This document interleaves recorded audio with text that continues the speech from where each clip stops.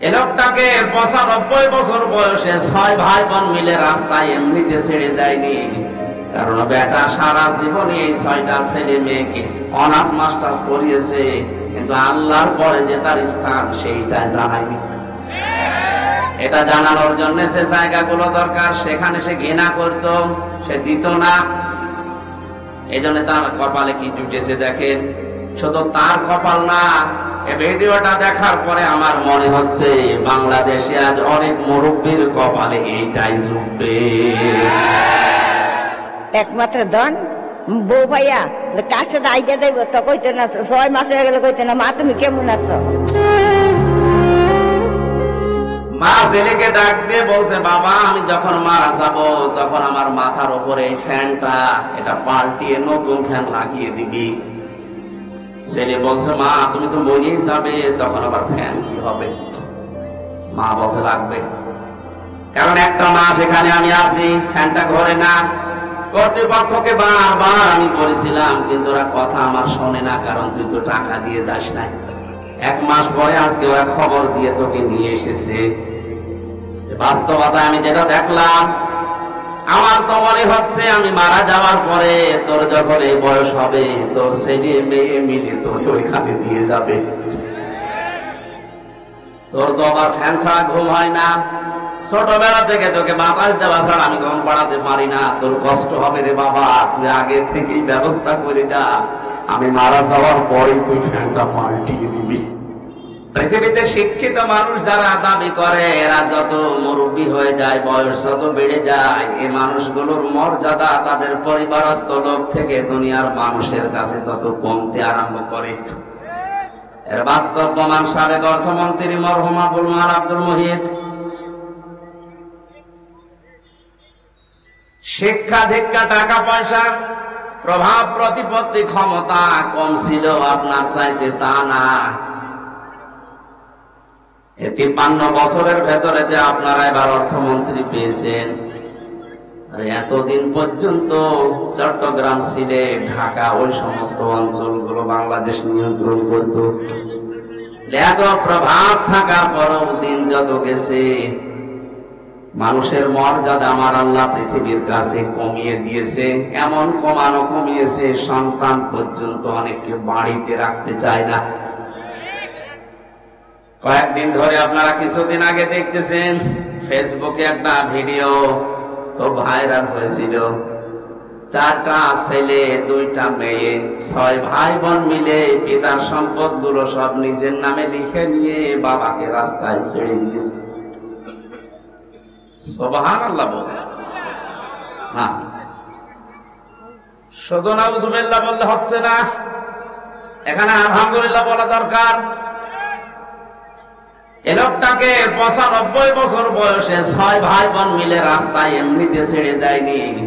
কারণ বেটা সারা জীবনে এই ৬টা ছেলে মেয়েকে অনার্স মাস্টার্স করিয়েছে, কিন্তু আল্লাহর পরে যে তার স্থান সেইটা জানায়নি। এটা জানানোর জন্য সে জায়গাগুলো দরকার, সেখানে সে ঘৃণা করত, সে দিত না। এই জন্য তার কপালে কি জুটেছে দেখেন। শুধু তার কপাল না, এই ভিডিওটা দেখার পরে আমার মনে হচ্ছে বাংলাদেশে আজ অনেক মুরব্বীর কপালে এইটাই জুটবে। কারণ বৃদ্ধাশ্রম গুলো খোঁজ নিয়ে দেখেন, কোন আলেমের মা বাবা আছে কিনা। কোরআন যারা জানে বসে পড়ে, তাদের মা বাবা ওখানে আমি পাইনি। আমি যতগুলো বৃদ্ধাশ্রমে ঘুরে ঘুরে দেখেছি, আমার এই ছোট জীবনে প্রায় 25টার উপরে বৃদ্ধাশ্রম দেখলাম।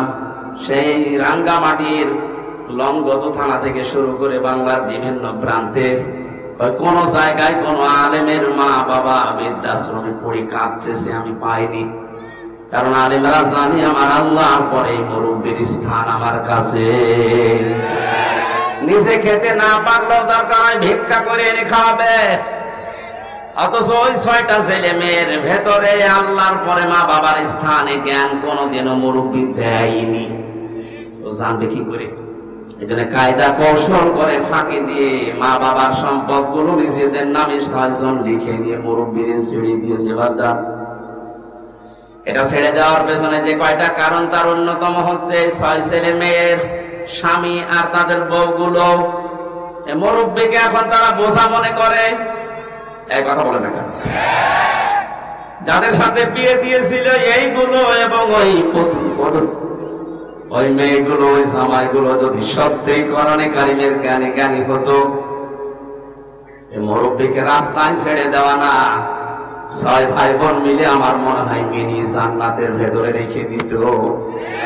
সবগুলো হায়ার এডুকেটেড, সব অনার্স মাস্টার্স করা, তো তাদের ভেতরে এইটা নেই যে বিরুদ্ধে নারাজ হয়ে গেলে আল্লাহর আরো নারাজ হয়ে যাবে, এটাও জানি না।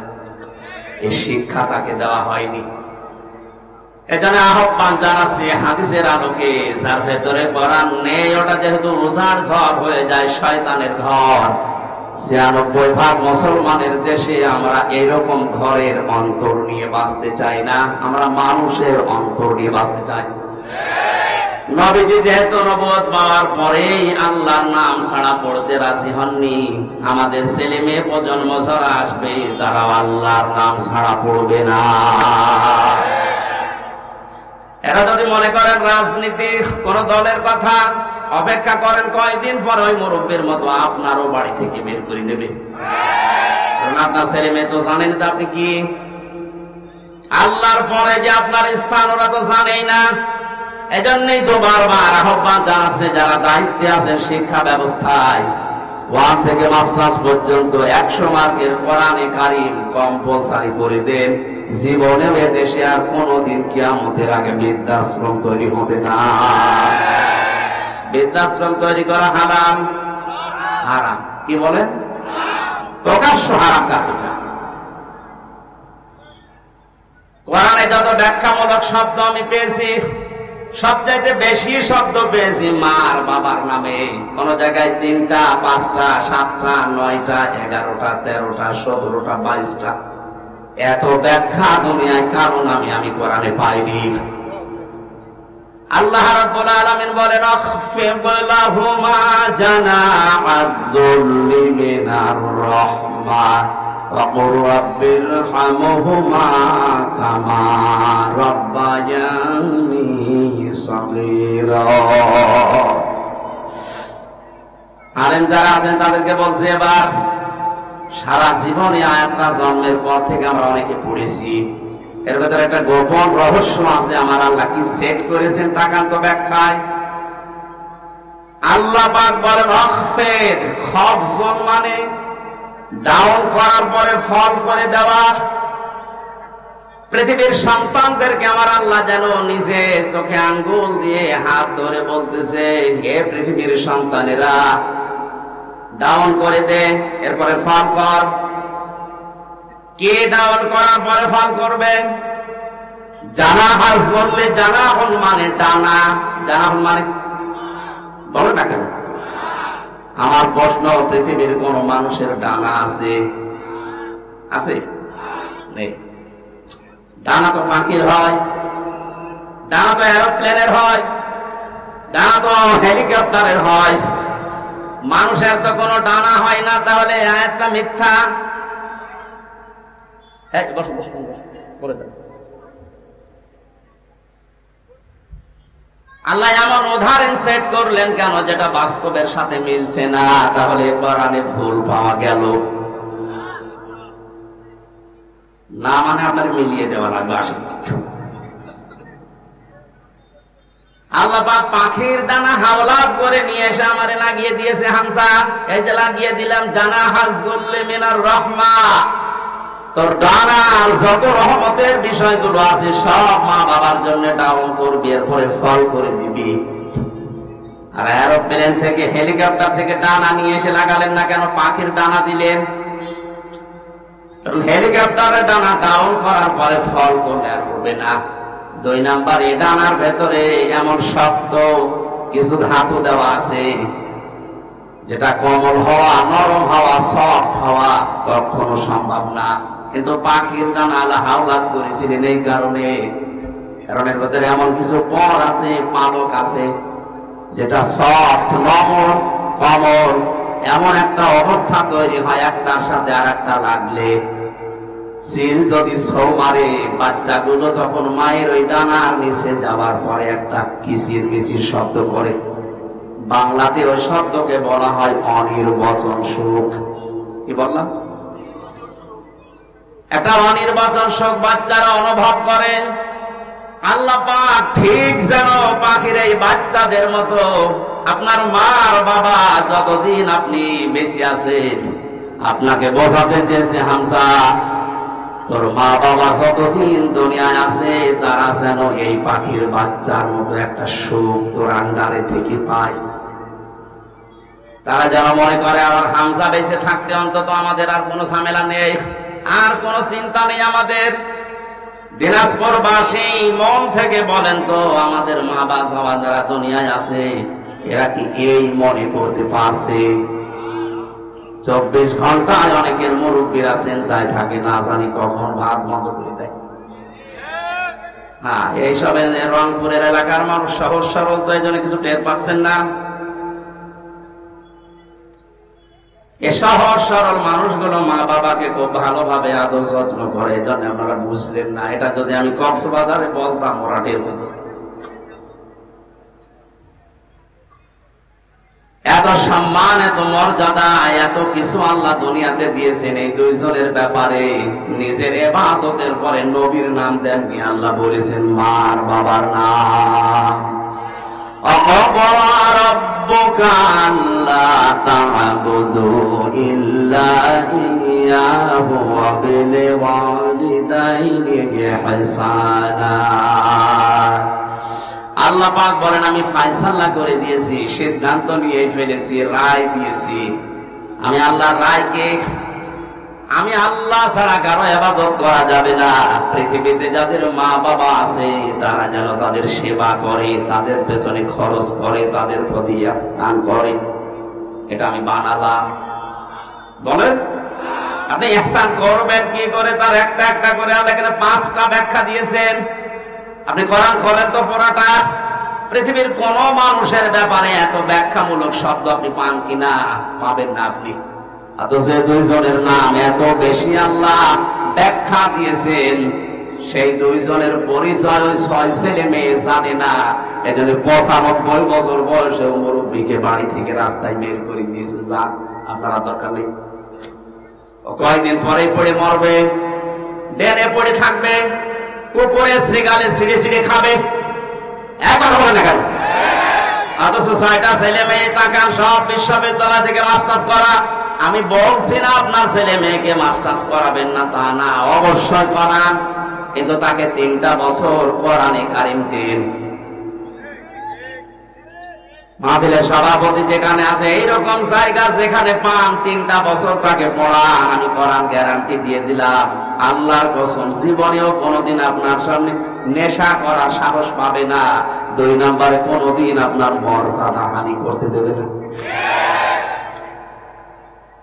রাঙ্গামাটির লংগদু থেকে আসার সময় দেখি এক মুরব্বী কাঁদতেছে, বৃদ্ধাশ্রমে মুরব্বী মানুষ, প্রায় 80 বছরের উপরে বয়স। আমার নিয়ে গেল কমিটি, বলছে হুজুর দেখেন, যে দেখি সন্তানটা পাশে বসে আছে, উনি কলেজের অধ্যাপক, চট্টগ্রাম বিশ্ববিদ্যালয় থেকে অনার্স মাস্টার্স করে এসে কোন কলেজে যেন অধ্যাপনা করছে। আজ 1 মাসের বেশি হয়ে গেল এই মাকে রেখে গেছে বৃদ্ধাশ্রমে। 1 মাস মরে পরে যেহেতু টাকা দেওয়া লাগে, আজকে এসেছে টাকা দেওয়ার জন্য।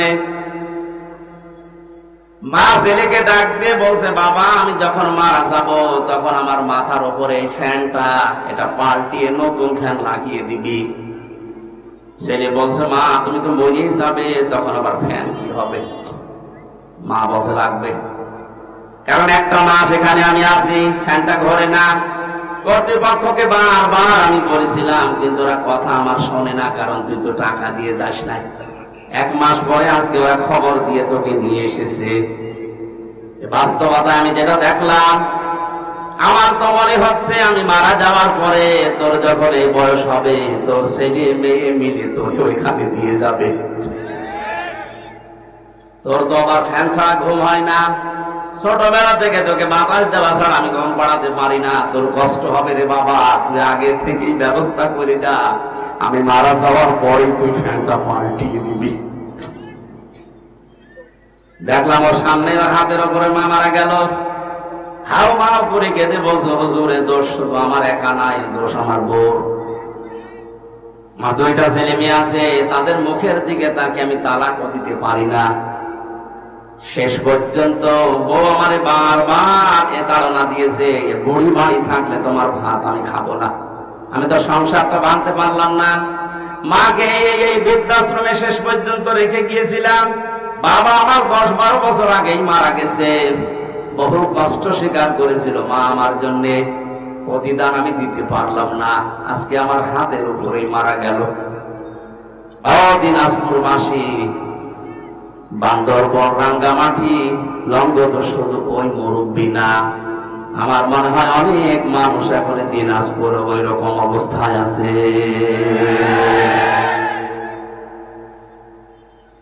আমি যেটা বোঝানোর জন্য পর্যন্ত এসেছিলাম, ছেলে হোক মেয়ে হোক, আগে 3টা বছর তাকে কোরআনের সাথে পরিচয় করান। ওর অন্তরটা মানুষের অন্তর হবে, ওজার গৃহ শয়তানের ঘর হবে না। তখন আপনি কি ও বুঝবে যে আল্লাহর পরে আপনার স্থান, তামাম দুনিয়া একদিকে চলে গেল, আপনাকে ও ছাড়বে না। এই জন্য দায়িত্বে যারা আছেন, আমি আবার আহ্বান জানাচ্ছি, শুধু আমরা একা মরবো না, একা ঝামেলায় পড়বো না, আপনিও ঝামেলায় পড়বেন। কোরআনে কারিমকে এখন কম্পালসারি করেন, আপনিও বাঁচবেন, আমরাও বাঁচতে পারবো। কথা বলেন ঠিক কিনা? যে কোরআন না থাকলে মানুষের হৃদয় আর হৃদয় থাকে না, শয়তানের ঘর হয়ে যায়, ওজার গৃহ হয়ে যায়।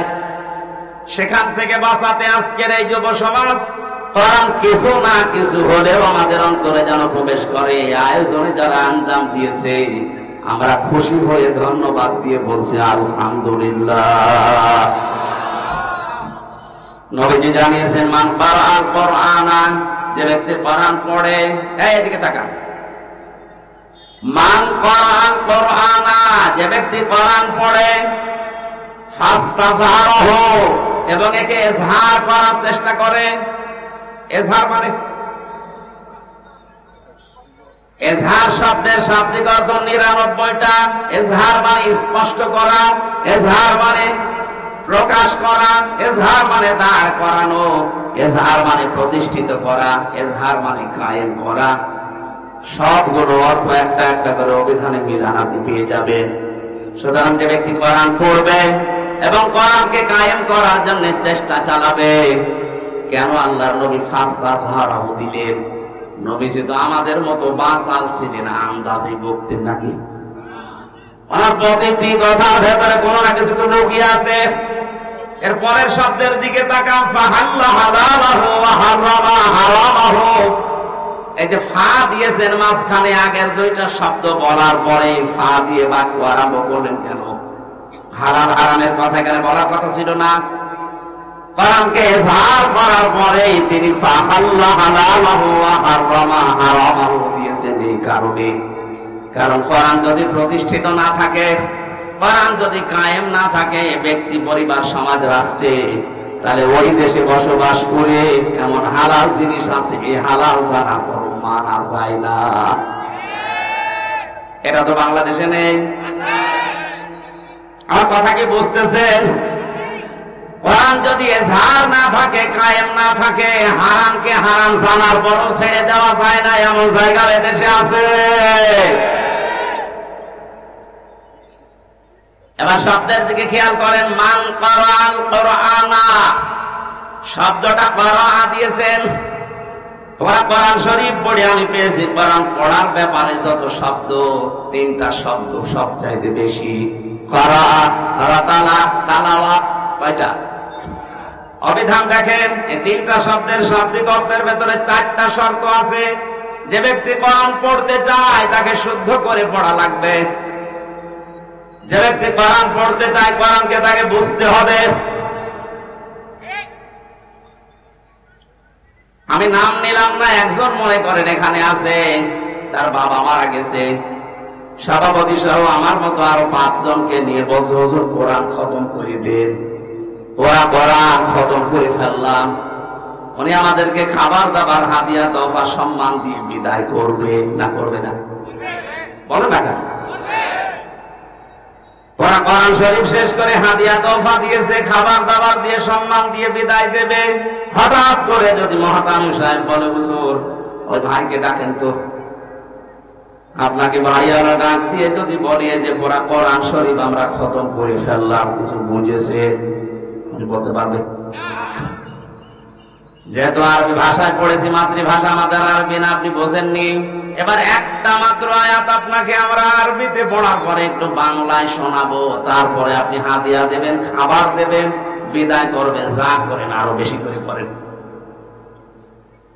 ওনার সামনে আরবি আয়াতটা তেলাওয়াত করেছে সুর দিয়ে, ফাহাল্লা হালালাহু ওয়া হারামা হারামা ওয়া হাল্লাল্লাহুল বাই'a ওয়া হারামার রিবা। এখনো পর্যন্ত উনি বুঝেছে? বলেন বাংলায় যদি এবার বলি, এটা আল্লাহ জানাতে চেয়েছেন ব্যবসা তোমাদের জন্য হারাম আর সুদ হারাম। আপনি তো এতক্ষণ পর্যন্ত বাবা মরে গেছে এই জন্য আমাদেরকে পড়া কোরআন খতম করালেন, কিন্তু আপনি তো সুদ খান। এবার যা টাকা দিয়েছিল, খাবার দিয়েছিল, সব পিটিয়ে বের করবে। কথা বলছেন এখানে? আর সম্মান এতক্ষণ যা দিয়েছিল বলবে কি, আপনি আমার গোপন জায়গায় হাত দিলেন, টাকা আপনাকে দিচ্ছি, দাঁড়ান। যেহেতু আমাদের মাতৃভাষা আরবি না, এই জন্য আমরা হয়তো বুঝি নাই। গালি দিলে অনেকে মনে করে শুধু দোয়া করছে, কিন্তু এই শব্দটাই আবু জেহেল আবু লাহাবের সামনে যখন নবীজি পড়তেন, ওরা সুদের মহাজন ছিল। কি ছিল? ওরা বুঝে ফেলেছে যে মোহাম্মদ কি বলতে চায়। তখন আর বাংলা, ইংরেজি, আরবি, ফার্সি, উর্দুতে ব্যাখ্যা করা লাগতো না। আরবি পড়লে ওরা বুঝতো, কারণ ওদের মাতৃভাষায় আরবি। বাস্তবে বাংলাদেশে এমন অনেক জায়গা আছে, হালালকে হালাল জানার পর, হারামকে হারাম জানার পরেও মানা যায় না। কোরআন যেহেতু এ ঝাড় নেই, এজন্য আমরা মুসিবতে আছি। কোন মানুষ যদি কোরআন পড়ে এবং কোরআনকে বোঝে, যতটুকু বুঝবে তার উপরে ততটুকু বাস্তবে মেনে চলার চেষ্টা চালাবে। সাহাবায়ে কেরামের 2 পারা 3 পারা পড়তে সারা জীবন লেগে যেত। সূরা নাস আর ফালাক পড়তে হযরতে ওমরের 11 দিন লেগেছিল, তার জীবনী পেয়েছি। অথচ আমারে পড়তে দেন সূরা নাস আর ফালাক, আমি 3 মিনিটে শেষ করে ফেলবো। তাহলে হযরত ওমর মনে হয় পড়তে পারতেন না, তাই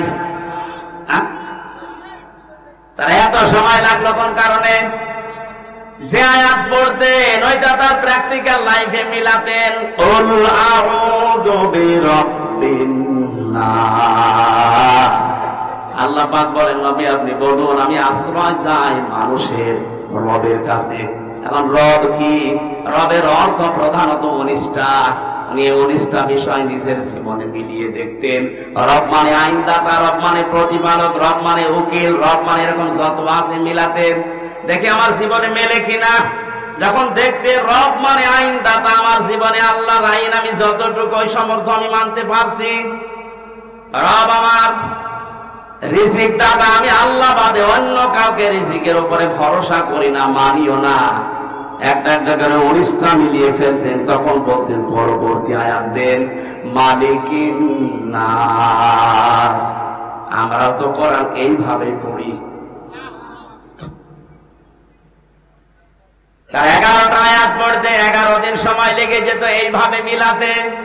আর আমাদের এক খতম করতে দেবেন 11 ঘন্টায় পুরা কোরআন পড়ে শেষ করে আর এক খতম শুরু হবে। এখানে করার ব্যাখ্যায় আমি যতগুলো অর্থ পেয়েছি, অভিধানে 4টা শর্ত সব জায়গায় লেখা আছে। কেউ যদি কোরআন পড়তে চায় সে যেন শুদ্ধ করে পড়ে। ওয়ারাত্তিল কোরআনা তারতিলা, এই নির্দেশ কার? আরো জোরে বলেন। 2 নম্বরে কোরআন শুধু পড়লে হবে না, আফালা ইয়াতাদাব্বারুনাল কোরআন। কি হয়েছে তোদের? কোরআন নিয়ে কেন চিন্তা ভাবনা করো না? না বুঝলে আপনি চিন্তা করবেন কি দিয়ে?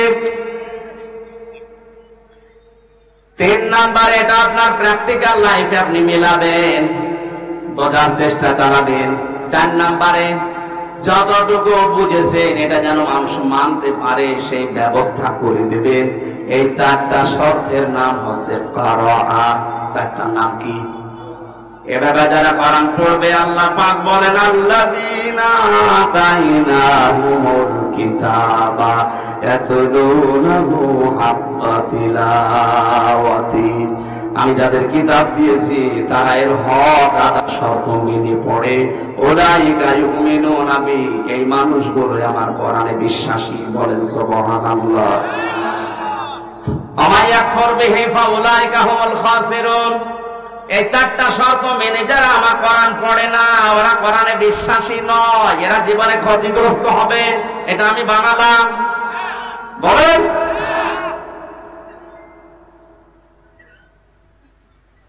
কুষ্টিয়া বিশ্ববিদ্যালয়ে প্রথম যখন ফার্স্ট ইয়ারে 10 সালে ভর্তি হয়, ওই সময় কুষ্টিয়ার মডেল থানার ওসি আসাদুজ্জামান আমাকে বলেছিল, হুজুর আমার পড়ান।